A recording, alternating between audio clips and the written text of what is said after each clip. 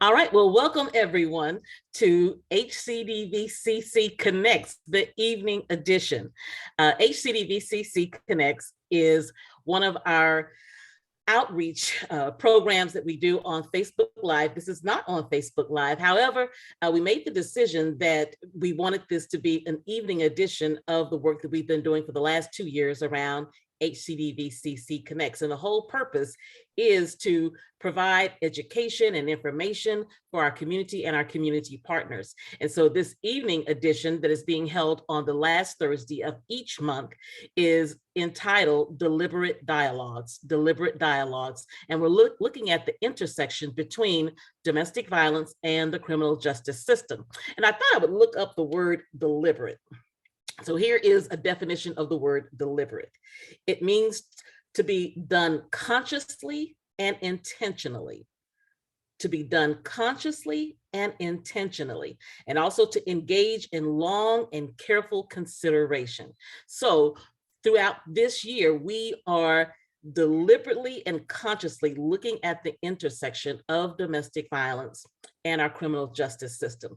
And so each month we are inviting different community partners to come and to have a deliberate conversation about the intersection of domestic violence and the criminal justice. And so tonight we are looking at what happens in the aftermath of domestic violence. Last month we looked at the pre-trial and things of that nature. And now hopefully that the batterer has been held accountable. And now looking at what that looks like from a domestic violence point of view. And so we will be having a conversation. To lead our conversation will be Barbie Bashir, who is our executive director with the Harris County Domestic Violence Coordinating Council. And so I'm going to get ready to turn it over to Barbie. However, one more thing about the whole idea behind the HCDVCC Connects.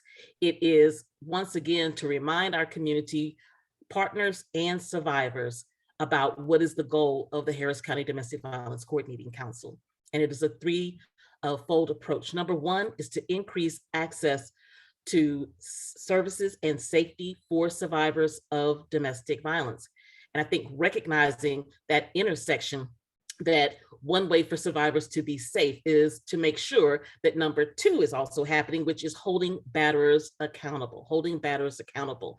And then that third part is to prevent homicides, because we do recognize, especially in those cases where the survivor has left the abusive relationship, that they're in even more danger. So number one, we are looking at increasing access to services and safety for survivors of domestic violence. Secondly, holding batterers accountable. And that may not always be looking at the criminal part, but how else can we be working with those who cause harm in order to stop that cycle? And lastly is to preserve life, because here's what I want you to know is that in 2020, there were 228 homicides in the state of Texas. 228 individuals lost their lives in an abusive relationship, and well over 70% of those individuals had actually left the abuser.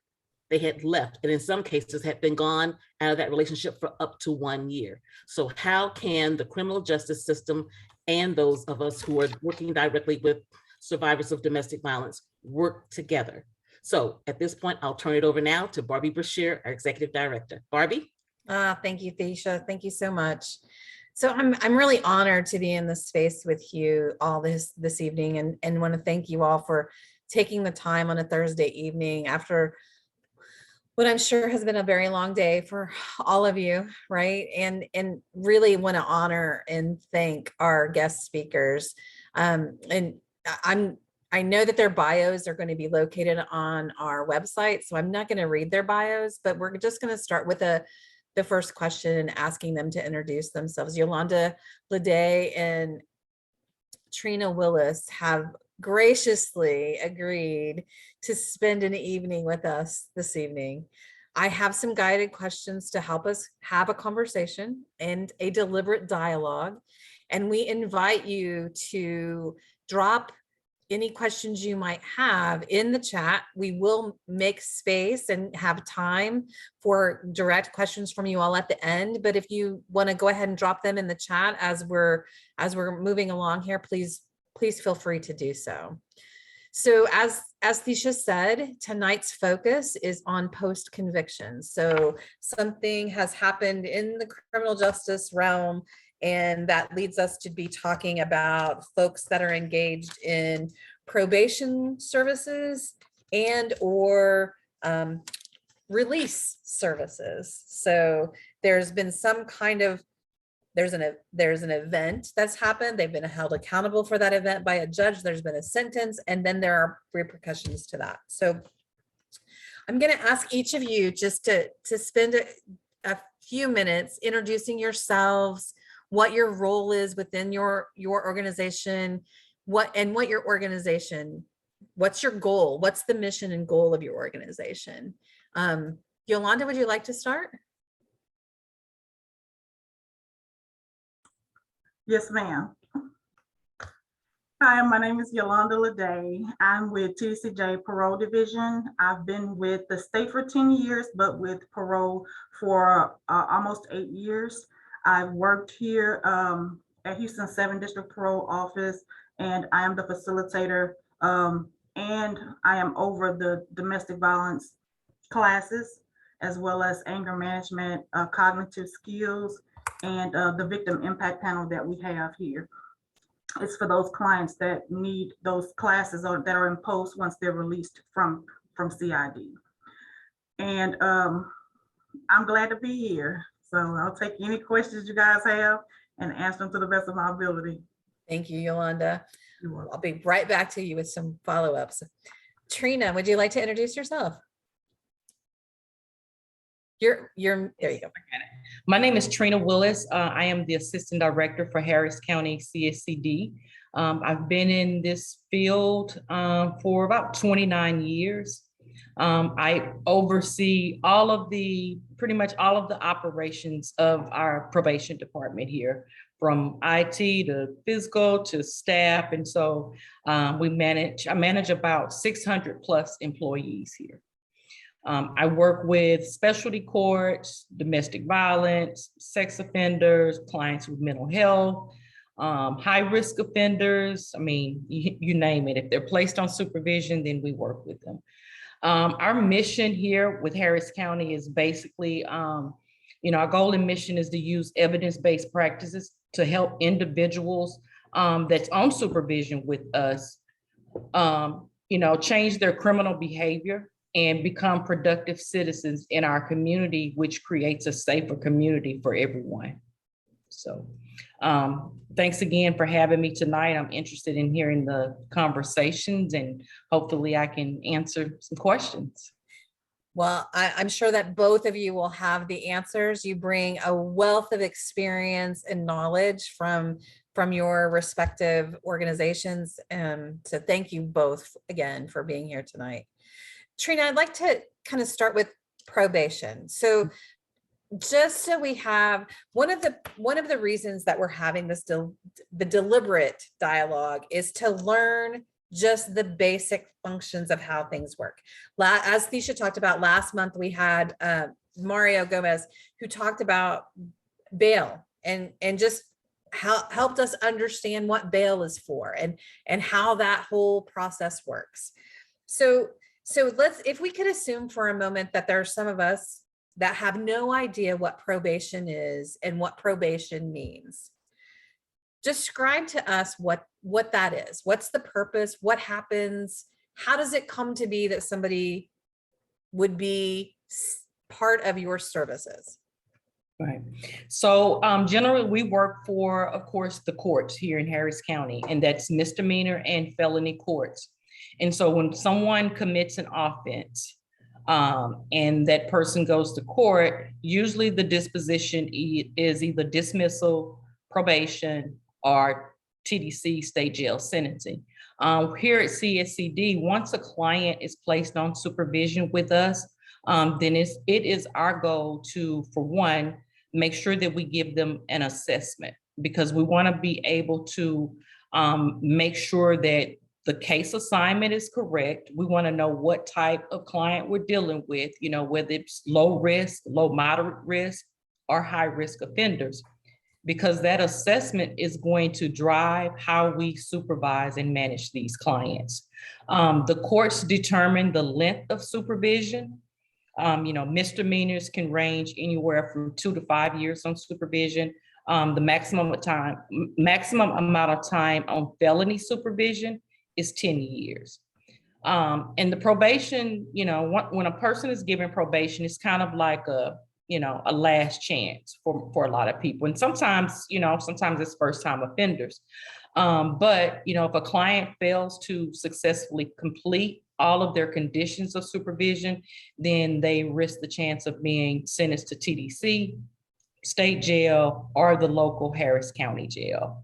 And again, it is our job to monitor them to make sure that, they are not only complying with the court's orders, but also making sure that we're able to provide them with wraparound services, right? Because we do want to make sure that the clients that we come in contact are not going to go out and reoffend. We're hoping we can provide them with the education, the treatment, and the resources to live a productive life. So that's kind of it in a nutshell. Thank you. So I'm gonna stay with you for just a little bit if we can. So as I understand, there are phases of the probationary period. So you begin with an assessment to determine whether they're low risk, medium risk, high risk. Then you move into the monitoring phase, and then there's the completion phase where they're moving off into reentry. They've completed their time. So I want to go back to that that assessment piece. Can you talk a little bit to us about can you describe the tool that's used for making that assessment, and then also describe what the levels mean: low risk, medium risk, high risk, what that means? Right. So we utilize the TRAS assessment, right? And it's actually something that Dr. May was very instrumental in developing. It is an instrument that every probation department across the state of Texas utilize this instrument. I think the one thing that's kind of unique with Harris County is because we have our own assessment unit, which is called the CAS unit. And so the staff in that unit, they complete assessments, and we have licensed clinicians on the team as well. So when we have someone who may have severe mental health issues, they are seen by a clinician. Again, these are licensed professionals. The assessment identifies is we want to, the tool is driven to identify, like I said, low, moderate, high risk situations, and kind of predict which offenders are most likely to reoffend, which gives us an idea of how we need to supervise and manage those clients. For example, if you have someone who is low risk, maybe a first-time offender, trespassing, usually most of those clients are self-correctors, right? They've gotten in trouble, misdemeanor cases. Now, our high-risk clients are going to be, clients on supervision for sex offense, domestic violence, long criminal history. They have high criminal thinking. They, associate with negative criminal peers. They have, sporadic employment. They have mental health issues. They may have some substance abuse issues they're dealing with. And they also may have a lot of barriers, right? They may have no support in the community. All of their associates are negative. They may live in a high crime area. And so all of those are kind of predictors on clients who may reoffend. Thank you. So as you've just described, that assessment tool that's determining the risk is directly linked to that prediction of reoffending, right? So in our world, as an advocate, in my world as an advocate, when I think about risk and the kind of risk assessment we're talking about is the risk of harming the victim, the survivor again. But from a probation standpoint, the risk that you're talking about is the level of risk for reoffense. Is that correct? Correct. Because, you know, when you have someone who's, like say they score high in criminal thinking, right? It's our thinking is what drives everything that we do in all of our decision making. And that's one of the things that we focus on. Like we have educational courses such as thinking for a change, effective decision making. We provide, our treatment is cognitive tracking. And so we really focus on trying to change the thinking piece. Because again, if you don't, you know, our thinking is what drives what we do in our decision making. And so if we can change that, then the more likely you are to have someone who will not reoffend. Excellent. So again, Yolanda, I'm going to stay with Trina for just a few minutes, but you're getting an idea for the kinds of questions that are coming your way. Okay. So the lens of domestic violence. So let's drop that lens on top of probation. And you mentioned that domestic violence is often that high risk place, but not always, right? But sometimes. So if the goals and the work is to identify the level of risk, predict reoffending, and then guide you in how to monitor, right? Talk to us about, now let's drop the domestic violence lens into that space and talk to us about monitoring when it relates directly to those that have used violence in their interpersonal relationship. So the supervision piece with those clients, for one, we have a specialized caseload. So we have officers who are assigned just to supervise domestic violence cases. We also make sure that we provide additional counseling, additional training for our staff. We try to keep up to date, you know, with training and trends. And I'm actually working with Ms. Jenkins right now to start some type of training internally for our department. But we monitor them closely. A lot of times they may have GPS devices. So that will require the officer to make sure that they monitor those GPS devices. If they have any violations, then we try to work closely with law enforcement, you know, to make sure that if it's someone that we need to have apprehended, we will request law enforcement to assist with that. We also want to make sure that if we are getting complaints from the victim, we want to make sure that we follow up with the courts immediately to address those issues and do whatever we can possibly that we have control over to make sure that we, you know, monitor the situation, we report it to the courts, and then we're following up and making sure that we're responding appropriately and timely. Fantastic. Can we talk a little bit more about complaints from the victim? How would a victim know to call how would they know when to call a probation officer, and should they call a probation officer? And, you know, can you talk to us a little bit about that? Sure. So they have different platforms. Most of the time when there's a victim involved and someone is placed on supervision, generally the courts will notify the victim, and then we have victim services who reach out to the victims as well. And so they're provided with information on kind of what's going on with the client, who they should contact.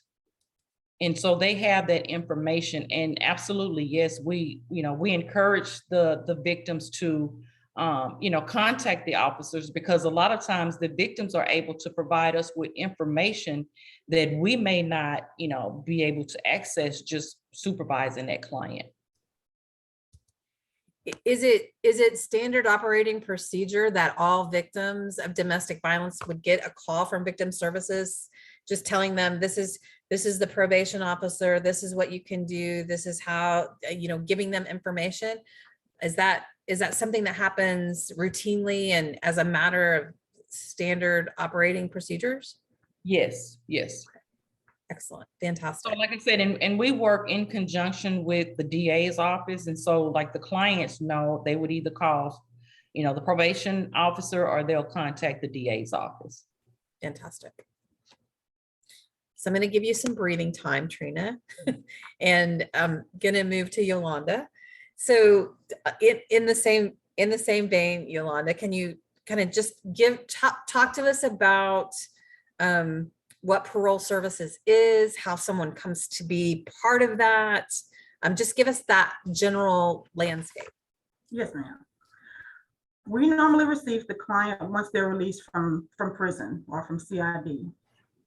When they're released, they have to report into the office within a 24-hour period. Once they get a parole officer, we assess the case and decide on what caseload they're going to be on. For example, if we have clients that have a BIP, special condition, battery intervention prevention, then we place them on the DRC caseload where they have to attend classes such as cognitive skills and victim impact panel. We make sure that they go to each one of those classes and require that if they miss the class, we're reaching out to them the very next day, if not the same day, and have them come into the office to verify and see, why did you miss, what's going on. Of course, they're gonna get violated, not as far as a warrant, but an intervention, so we can address the issue and hold them accountable for missing the classes.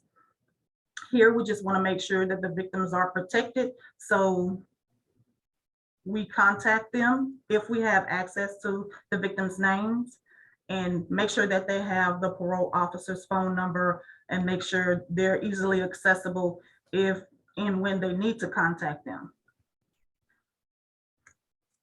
Thank you so much, Yolanda. As Trina mentioned, they have a specifically developed tool for assessment. Do you all have a similar kind of tool? Can you talk to us about that? Yes, ma'am. We use the same tools. Fantastic. The Texas Risk Assessment, they are assessed within a 30-day period once they are released from CID, and that determines whether or not they are low, moderate, or high. And based on that, we have contact standards for each one that'll guide us into making sure that they're supervised appropriately. So so again, the same question that I asked Trina. So that tool is then used to predict whether or not they're going to reoffend while they're on parole. Absolutely. We take a look at their case summaries, all their history. If we believe that if we even sometimes go as far as if we've seen how they are and how they're angry all the time, we'll submit the information over to the Board of Pardons and Parole and request that anger management be imposed upon this client, just by the way that they're acting, what the parole officer sees, and how we can help the client to become better. So sometimes that's imposed, and we have a right to go ahead and do that, because of course we want to make sure to hold them accountable, make sure that they remain in compliance with parole conditions and guidelines, and make sure that at the same time the victims are safe and secure, because we want to make sure that they're abiding by all the rules of parole. Thank you, Yolanda. You're welcome. And Trina mentioned that they have a special supervision for domestic violence caseload, and you mentioned that as well. Yes, ma'am. So does everyone who commits or who really was convicted of a domestic violence get automatically placed into a domestic violence supervision for parole? Yes, ma'am, but it's based on the special conditions. So they be placed on the DRC caseload and then supervised by a DRC officer. And based on those special conditions, they may have an anger problem. So they may get anger management imposed. If they just have a problem period, or they have a consistency of assaulting someone, then of course they're placed in BIP classes. So we just make sure to take a look at the special conditions and make sure that they're going to those classes and placed on the correct caseload. Great. And so both of you have mentioned BIP, battering intervention and prevention programs, being a part of some of the conditions that can be placed on someone who's on probation and also for somebody who's on parole. So talk about, and Trina, you can chime in if this is different for probation, but can you talk about how you communicate or interact with a BIP facilitator? Yes, ma'am. We have a facilitator that comes here to our office. So we try to place every one of our clients within Houston 7's office within that class. And he does 2 classes on Tuesdays and on Wednesdays. So I make sure to get the roster. So if a client has missed class, it's immediately addressed. The parole officer is notified, as well as their supervisors notified that they've missed class, so that they could jump on it and create a rapid response so they could get the client in as fast as they can to see what's going on, because it could be very well that they had a problem and couldn't come to class, but that still needs to be addressed. So we just make it immediately. It stems from SISP, where we take an immediate action, because it could be anything, it could be the difference between saving a life, so that's an immediate response that we try to give to each and every one of our clients. And what is SISP? That's the super intensive supervision. So okay, we DRC kind of stems from that, being that we do rapid responses so quickly. We want to make sure that we're protecting the clients and holding these clients accountable as well. Okay. And like probation, do you all have victim services that reach out to someone, the victim in the case, and let them know, hey, this person's on parole. These are the conditions of parole. This is their parole officer, and this is who you should contact if there's any violations or concern from your standpoint? They do contact them and give them some information. Not every time they will know who the parole officer is, because when they're released, they're not immediately assigned a parole officer. So it's the time when they report into the office is when they're assigned a parole officer. So if the victim contacts the parole office, because they can tell them that the client's coming to Houston 7's office. So they'll contact the Houston 7 office, and they'll get to speak to a unit supervisor. And of course, we'll let them know this client is going to be this parole for this parole officer. So we'll give them that information, give them the phone number, let them know when and if they could speak to them right away, so that they can address their concerns and kind of feel a little bit more at ease, and letting them know that everything is going to be okay. Okay. I'm checking the chat. I know one of the questions in the chat was, if a client, for both of you, if a client reoffends, what are the steps for reporting the violation? And Yolanda, why don't you start, and then we'll ask Trina the same question. Sure. When you say reoffends, do you mean that they picked up a charge or that something occurred? Because let's say something occurred. Okay. Let's say we don't know whether or not there are charges. So we have a lot of advocates here in the field, and advocates will often hear from survivors, hey, he's calling me all the time. He showed up at my job. He pushed me, and they may not have reported it anywhere yet, but they're asking their advocate what to do. And the advocate might say, so I guess the idea would be, what should they do? They should immediately contact the parole officer. That's number one, and then their parole officer is going to let them know they need to come in to fill out an affidavit if no charges have yet been filed, so that we could go ahead and move forward with the case, because we'll need something to work with other than just the word.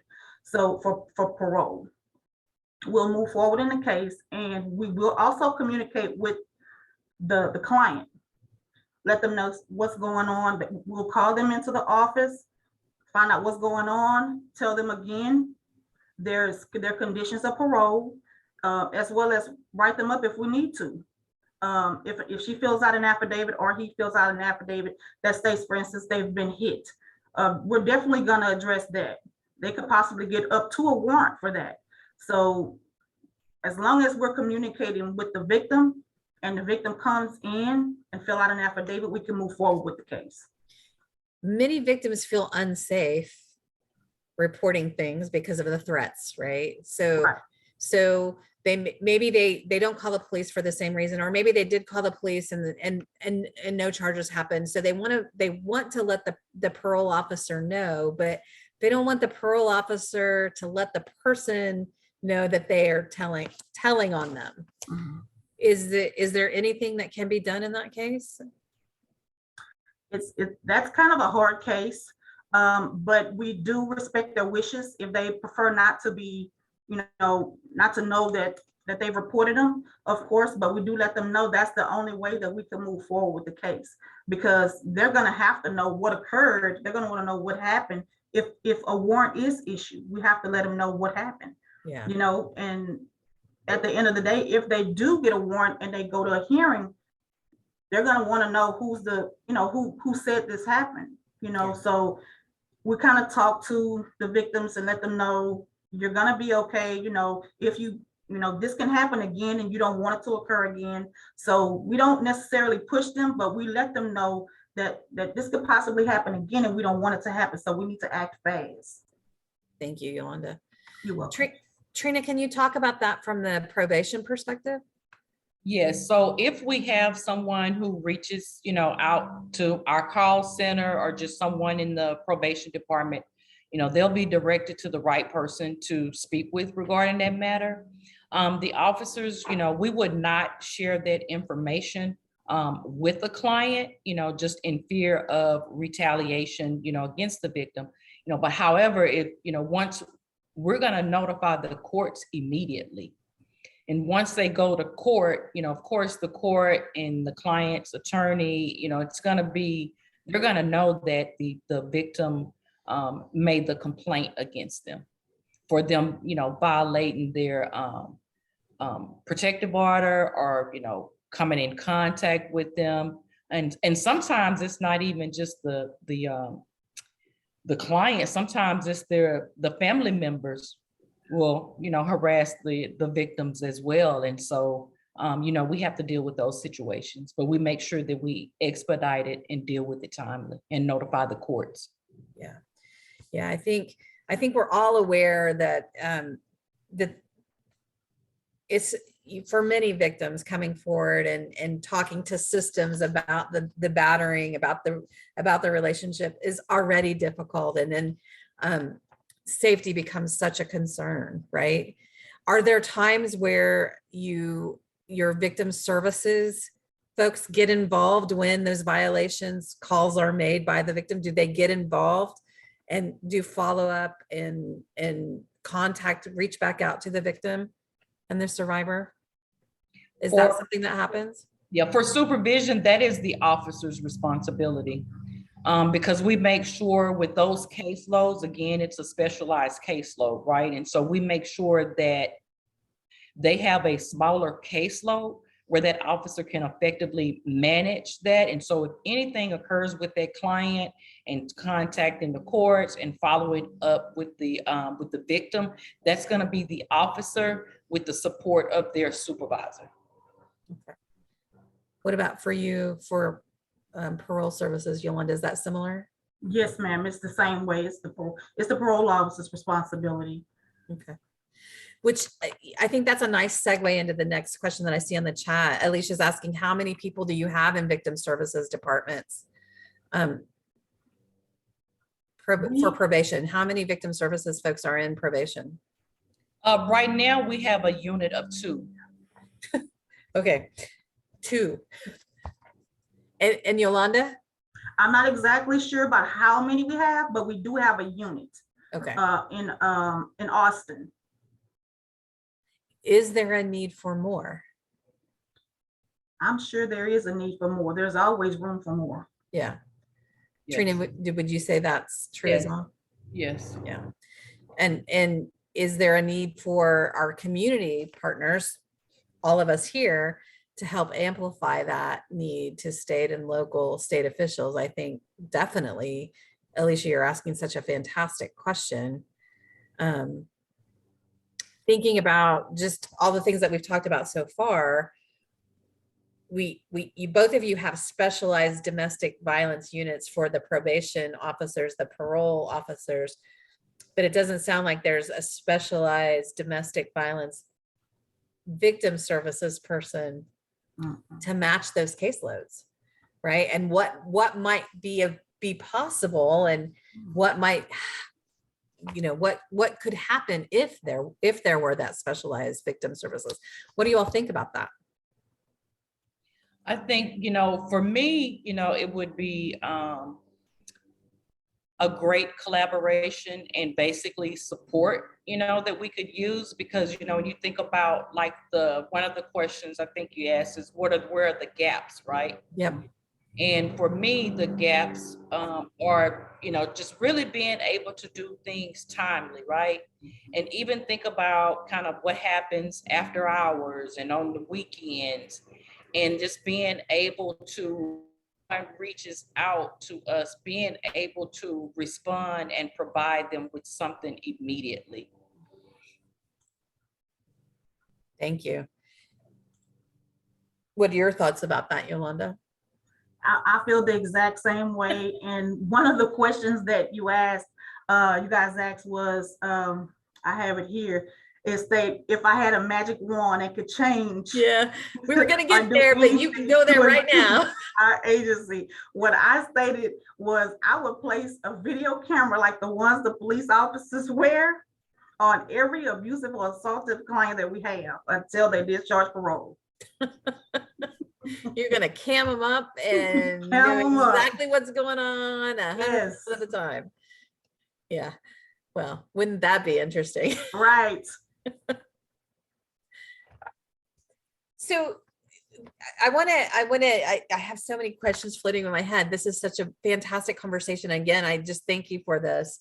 How important is it to have communication with other agencies that might have a touch to their survivor or to the person that's under your supervision? It's very important. Like I believe, I'm thinking of employers or other social service agencies. Can you talk to us about, are there confidentiality policies? If like, let's say an employer had information, can they just reach out and call the probation or the parole officer? Should they? Thoughts about that? Absolutely. Yeah, anybody can reach out and contact us. The confidentiality piece is really on us, what we can share about the offender, right? Yeah. We can't share that information. However, anybody, and we do all the time, we get phone calls from family members, neighbors, friends, Exes. Yeah. Kids. So do you have formal partnerships with any particular groups or agencies that help you do your work?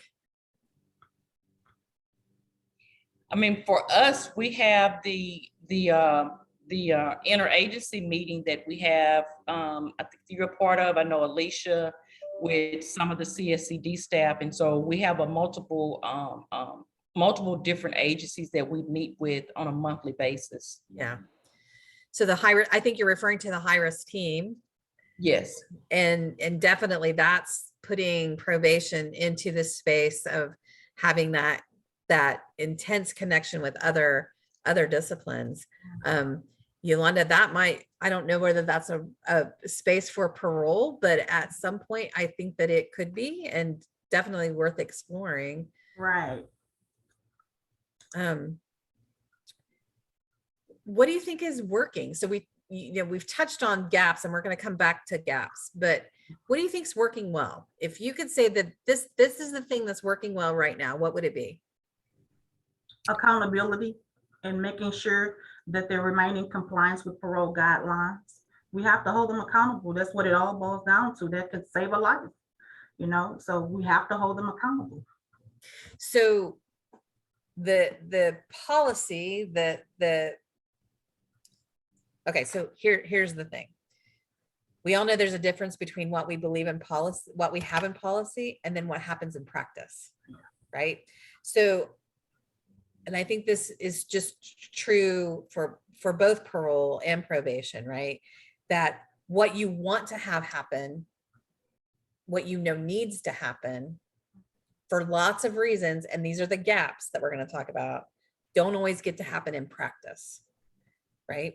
So not having enough people to do the level of accountability that needs to happen, right? What Trina, you suggested, things happen 24 hours a day. Well, we can't expect one probation officer or one parole officer who has a caseload of 50 or 60, and that's going to be my next question. I don't know what the caseloads, how high the caseloads are, to be that one person 24 hours a day, 365 days a year, right? Right. So what are the caseloads? What's a typical caseload? For parole, our DRC clients, the parole officers have about 65. It's not because they're not just DRC cases. The last I checked, it was about 35.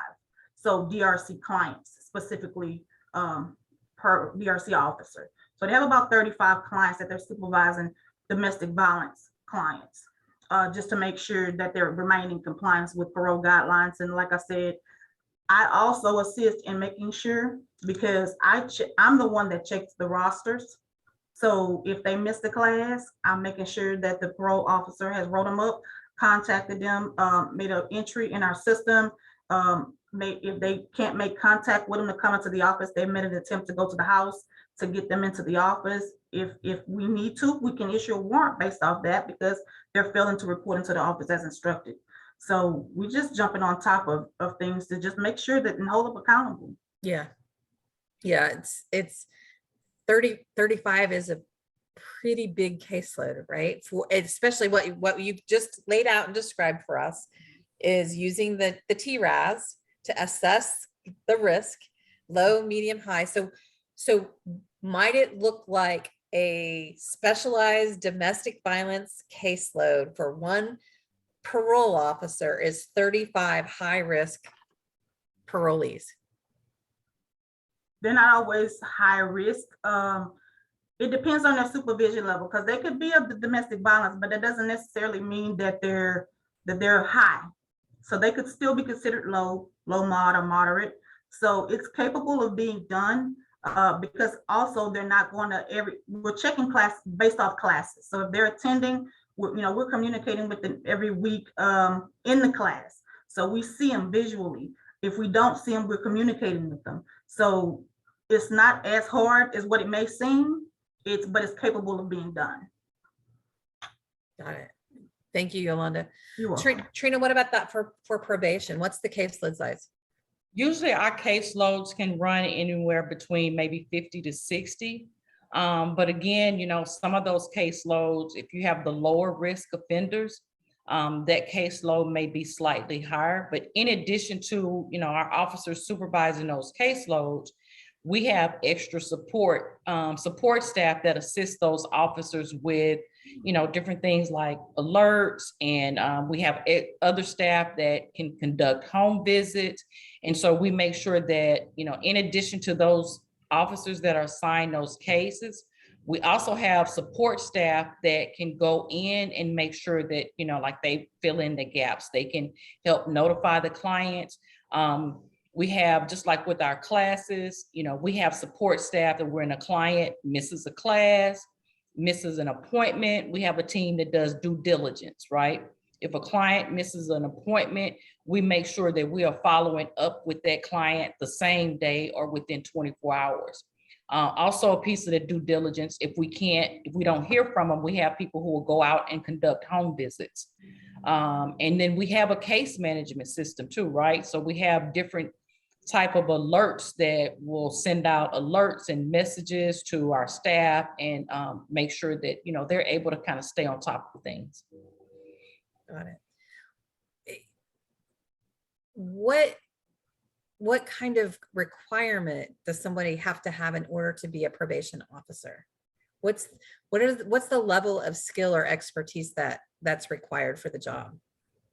They have to have a bachelor's degree.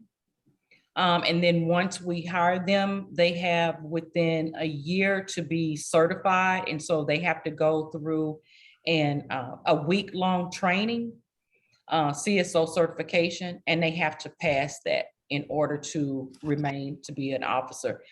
In addition to that, they have to be certified to conduct a Texas risk assessment. They have to know how to do the assessments as well. So they get a certification for the okay. So here's one additional question about those certifications. Do either one of those certifications include domestic violence specific training or education to that person? I'm not aware of like the actual CSO certification that's given by the state of Texas. Like I said, I do know that when we onboard new staff, they receive training on domestic violence. Also in the risk assessment training, they also receive information in that training as well regarding domestic violence. So outside of the certification, we do provide them with training. Excellent. Yolanda, is that the same kind of requirements for a parole officer? Yes, ma'am. They have to have a bachelor's degree, of course, and then they go to a 6-week parole officer training academy. So, and there they have to pass 4 tests. If they fail 2 tests, then they can no longer be pursued. They would be terminated or let go. But they would have to pass those tests in order to pass over and be a parole officer. And do you know, does that training academy have required hours or training that's directly related to domestic and sexual violence? They are provided with training as far as the District Resource Center, what we cover. So our BIP classes, they're well aware of those type of trainings that the clients have to attend if they have those imposed special conditions. So if they look at a case as a new officer, they're able to tell where the client needs to be placed. Yes, ma'am. Okay. I'm going to jump to some questions in the chat because I want to make sure we have enough time for them all. So I think the first one I see here is Alicia, are all domestic violence allegations treated the same way within both of your departments? For example, if someone is on probation or on parole for a drug violation and drugs and a domestic violence allegation is made, is it taken as seriously as someone who's on a domestic violence probation or parole? Absolutely. If they have an offense, they're probably in jail. So we would have to wait till the sentencing is completed or the adjudication has been determined, and then the board of pardons and parole makes that decision on if they're going to revoke or continue supervision with or without modified special conditions, of course. So I think we've been hearing that a lot recently, Yolanda, that somebody can reoffend. Let's say they get arrested, they may be in jail. Parole's not going to take any action until that case has a determined outcome. Has that always been the standard, or is that something that's changed because of COVID and court systems being backlogged and delayed? Yes, ma'am. We usually wait until the case has been adjudicated before we proceed to our revocation. And after, of course, the revocation hearing or waiver period, then the board will make that determination based on the evidence applied from that revocation. Okay. So I'm hearing you say that even if they're not convicted, the parole board can still make a determination to revoke the parole regardless of whether that person is convicted on a new allegation. Right. Okay. What does that look like in terms of parole or probation, Trina?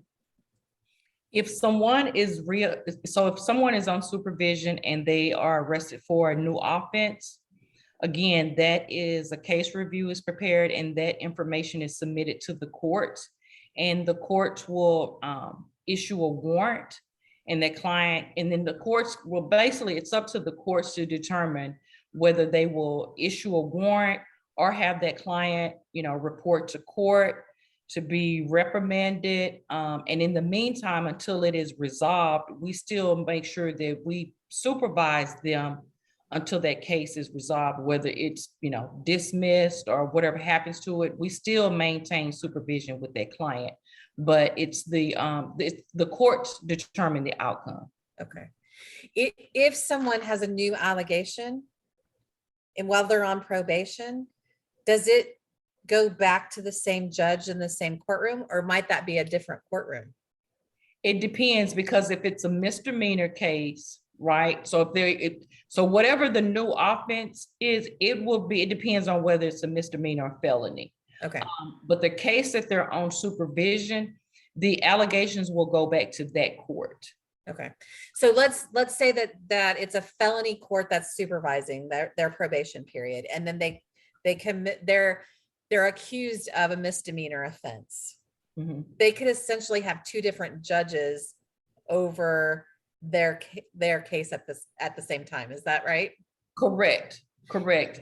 And again, even though they may be arrested for a misdemeanor, we're still going to notify the felony court of the new offense. So that means those judges then start talking to one another. Does that happen?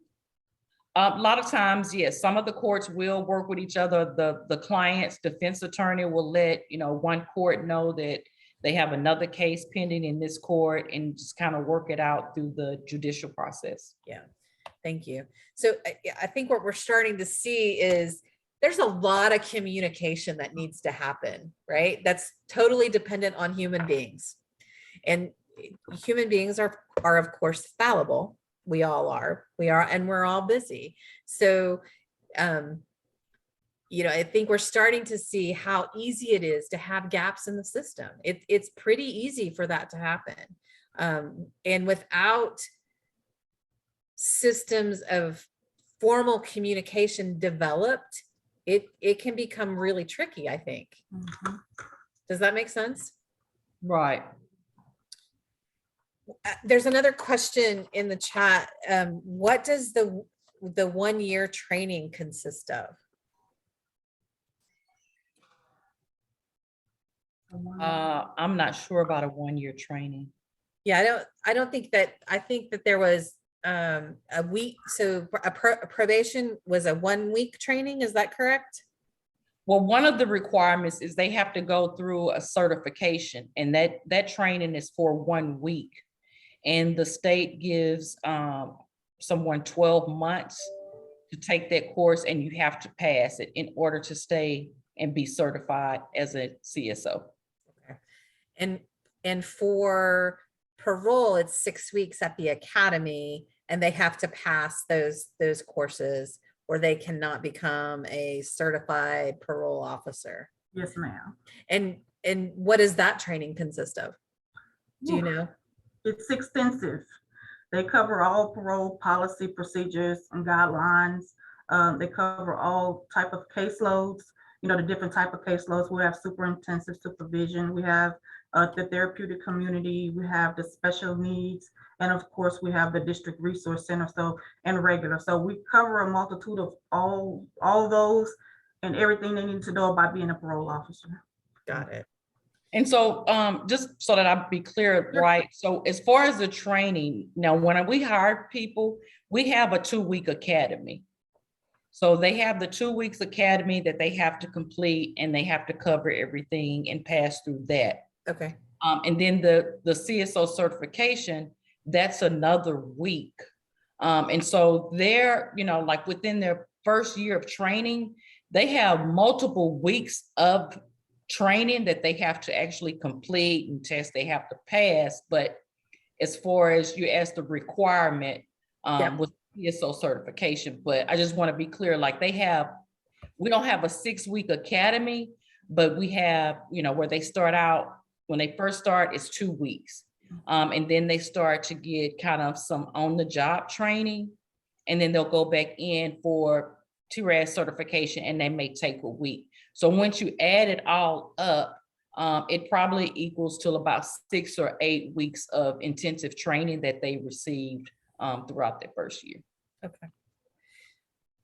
And staying in the vein of training, the question is, do either of you know what the domestic violence training consists of?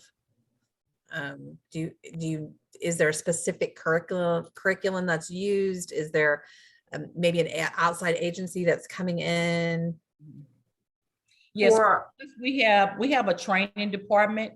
And so we have trainers who are able to train on some topics. And then we collaborate with a lot of different agencies. And so we have a lot of people in the community that come in and provide all sorts of training. Is that the same for you all, Yolanda? Our training is mostly for those people who are those parole officers who we believe are going to be placed on the DRC caseload, to supervise those caseloads.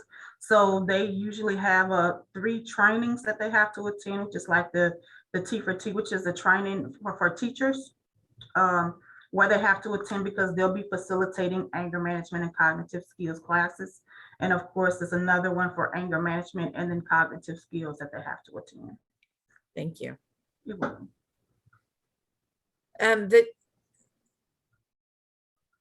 So the next question, Candace, I'm hoping I'm interpreting this right. Can you provide direct contacts for outside agencies? So outside agencies meaning a social service agency or a domestic violence organization. Who would they call to see if a person is on a program with a specific stipulation? Are you even able, so let's say I'm an advocate and I'm working with a client and I want to know she doesn't know if there are specific stipulations for the person that's on parole. Can I make the call to you and find that out? Are you able to release that kind of information to an advocate or somebody that's working with a social service agency? If it's a part of the public information that we can release, then yes, we can. Usually if an advocate contacts us, they're more than likely have the client with them or has spoken with the client. So the client usually say, hey, Miss LeDay, this me, I'm here with such and such, and then we just need to know some information. So we do then, give them the information that they need. All they do is contact the parole office. The parole office will then, or the clerks at the front desk will let them know who is over the caseload, and then they'll transfer them to the appropriate parole officer. Okay, thank you. You're welcome. And for us, we have a person and a email box that people know about, where it's like, again, it's public general information. Then yes, that can be shared with the advocate. Okay, thank you. The next question, what types of offenses are considered for a warrant? Is it any offense? Or does it have to be a specific kind of offense? Normally it's specific in nature, that say, for instance, if it was some type of aggravated, then, warrant could be staffed, if not given a warrant for it. If it's some type of felony, then yes, of course, yes, ma'am. Murders, we have a list of those that are provided for us. In the event we feel as though it could be staffed, and because we need a warrant, then it could be staffed up the chain of command, and they can in turn let us know if they can pursue a warrant. Yeah, and that will be the same for us. Most, offenses, yes, we're going to take action on that. But again, that's going to be at the court's discretion as to whether or not they want to issue a warrant. But, if it's a serious warrant, murder, aggravated robbery, DWI, possession, assault, the courts will usually always issue a warrant.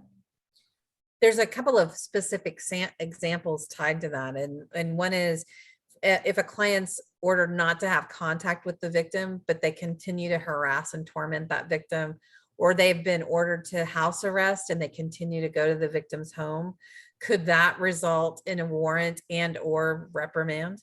Absolutely. And so those would be things that, as an advocate, if I'm working with a survivor and I'm safety planning with them, then those are tools that I want to make sure that I'm communicating with that person to, these are the reasons why it's important to be in contact with the probation department or with the parole officer. And these are the kinds of things to be talking with them about. Would that be fair to say that those are important? Those become very important parts of safety planning with survivors? Oh, absolutely. Yes, absolutely. I mean, if a victim reaches out, I mean, we're going to do everything we possibly can to assist that victim and make sure that they are safe. Fantastic.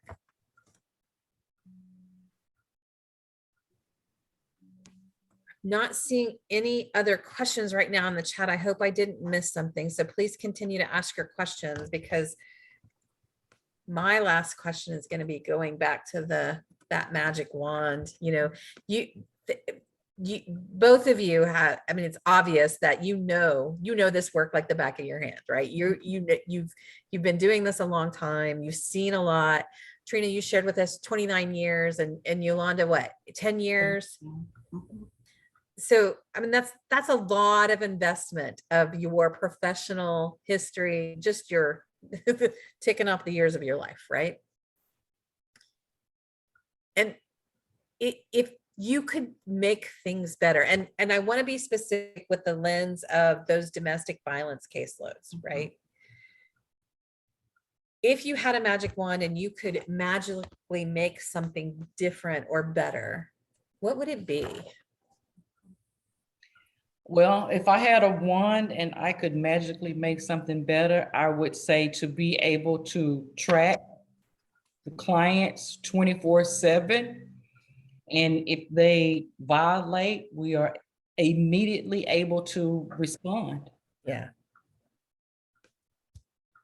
And what's stopping that from happening right now? It's just, having the capabilities of monitoring someone 24/7, right? Because, right now we have, if they're not in custody, we have the GPS device. Yep. But the issue with that is what happens when they cut it off. Yep. Then we have no way of tracking them. Yeah. So I think maybe some type of technology. Yep. So as I say, it's a twofold problem there. It's a technology issue.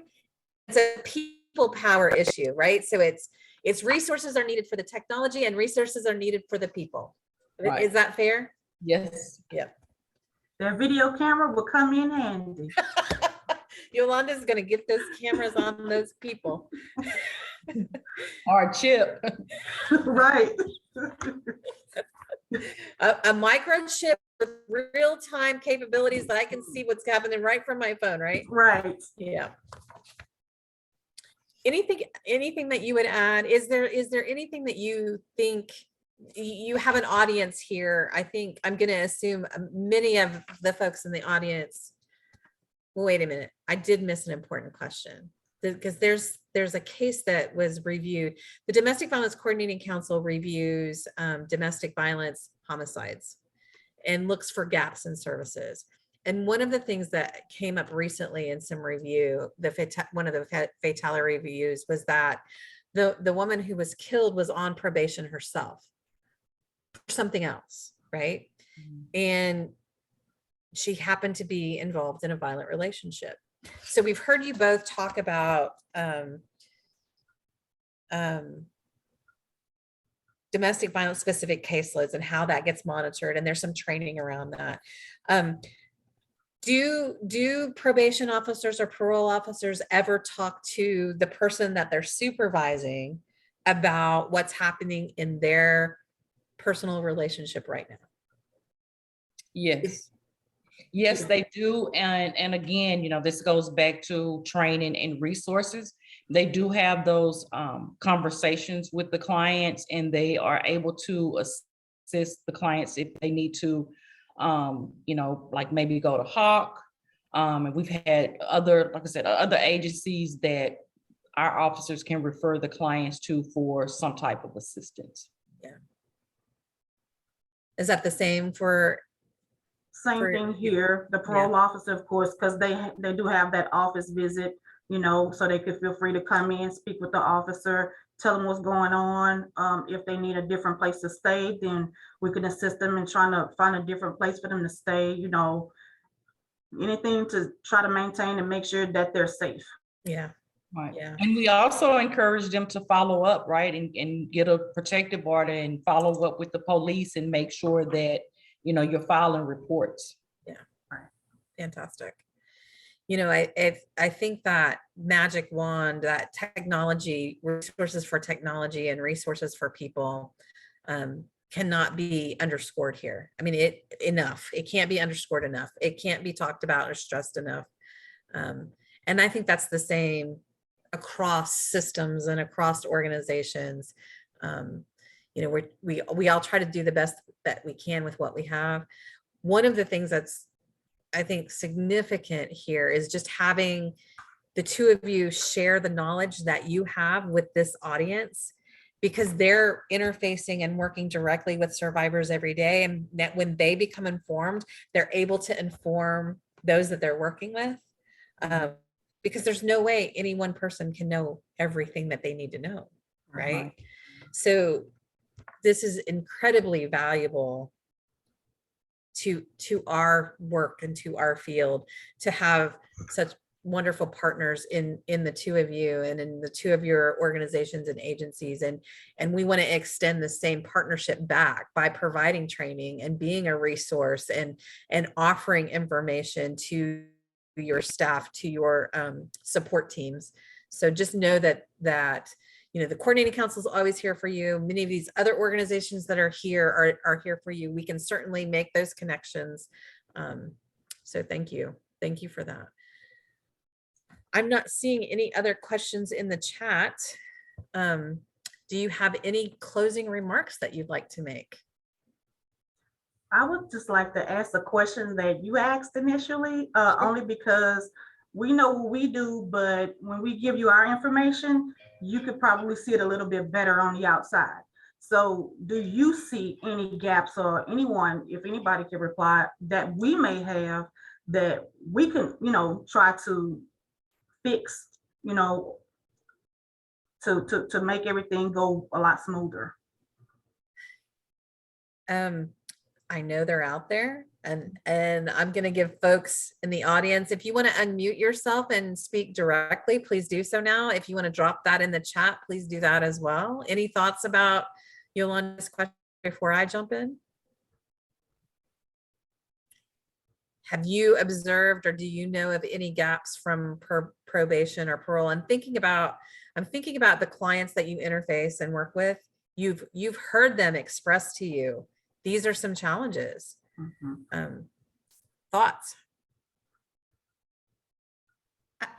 For me personally, if I think one of the things that always makes me sad to hear is just how under-resourced our agencies are. And I know that there are good people doing good work, and that there's just, unfortunately, just not enough funding to be able to provide the type of supervision and the type of help and assistance that folks need with these caseloads. And it may seem like, oh, 30, that's not bad. I mean, that's a lot. That's a lot for people to be on top of. So, and it always, for me, boils down to communication, figuring out ways to be able to communicate, because that's the beauty of new things happening, is when you realize in different agencies, oh, I didn't know that that's how you do that. Or if I were just to be able to do it this way on my end, or if I connect with the right person here, then something, you know, we can really make sure that we're honoring the needs of each other and in general, then bettering our community all the way through. And so, so I know that I really valued the communication that we've had. And I look forward to extending that communication with you, Yolanda, and your team. But I know I've really valued that as we start moving into that space with Trina and her team and community supervision, having that ongoing so that we can discuss these cases and to look at the ways that we can support one another instead of blaming each other for things, because that doesn't get anywhere. And I think we're all in the same place to be able to that we really want to make sure that our communities are safer and that people who are doing things that are not necessarily the best harm doers get the appropriate resources and the appropriate attention and the services. And we need to explore that. We need to be in a space where we allow for funding for that as well. If you're using violence, that we look at appropriate interventions and ways that we can help you not use violence anymore. So whether that is drug and alcohol, and I know you guys do a great job with that, but drug and alcohol or mental health or neurodiversity issues that might present where someone can't take a breath and stop and think about things before their impulsivity takes over and they lash out at someone. Looking at all those different things and using that in our way to be able to stop it from continuing to occur. I think, and that's where you guys are so beautiful. And that's where I'm excited about the conversation, because I think that you can lend an interesting perspective as we move forward as a community to help support one another. Ooh, that's a lot. Sorry, thanks. That was fantastic, Alicia. Thank you. And I mean, I think I would like to add to that, Alicia, and thanks, but I would like to add to that. I think as as we work together and we, collaborate on different things, I think we're able to learn from each other. That's only going to make us better. I'll have a better understanding of what you guys do with your agency as an advocate. And I would just say that I would like to, continue the relationship and continue to communicate and have these conversations, and you guys share with us, things that you're seeing and things that, you feel like maybe there's something else that we can bring to the table, and there may be some ways that we can help your agency as well. And I think, as long as we work as a united front, we'll all get better at what we do. Absolutely. Absolutely. Anyone else? Trina, those were beautiful remarks to close on. Our favorite quote, well, my favorite quote at the council, I don't know if it's everybody's, but one of my favorite quotes. Helen Keller said, "Alone we can do so little, together we can do so much." And I think that's what you're speaking about, this unity. And Alicia always says, checking your egos at the door. This is not about us. This is about who we're here to serve. And when we operate from that space, we can only go forward. We can only do better, right? Right. And that's what I tell people, you said 29 years of experience. Well, 29 years of experience, but I still don't know everything. And I learn something new every single day. That's beautiful. The more you know, you don't know, right? Yep. Right. Yep. Well, and this has been such an incredible conversation. This deliberate dialogue has really been important. I want you both to know, on behalf of the coordinating council and our partners, thank you for what you do in our world. Thank you for working to make us safer. Thank you for believing in rehabilitation.